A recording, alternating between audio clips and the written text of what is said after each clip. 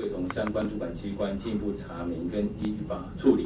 那么我们刚才也说过了哈，那么如果违反法处理未经许可，那么我们刚才也说过了，按条例第28条，如果违反。那么未经许可，未经许可，按条例第28条的话会处，那么3年以下未经许可，那么拘役或科处会处这个新台币100万元及徒刑以上，拘役或科处以下罚金这个新台币100万元，这个是有关于1500万元以下罚金8条。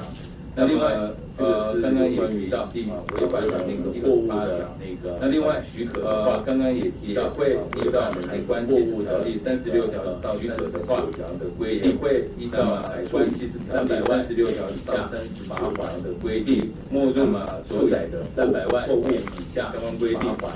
那么你刚因为比较晚来，我刚规定说明了哈。那么你刚因为公民比较晚来，我刚也说明了哈。不过这个也说公民参考这个就是有关于，但安平我们认为是有人说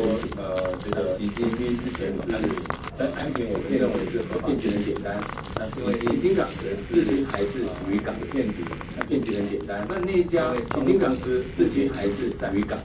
说要首航的那一家船务公司还在高雄港解散，所以根本没有说要首航的那首航电船骗局还在高雄港，我们是这样，所以根本没有首航典礼，那首航典礼是骗局，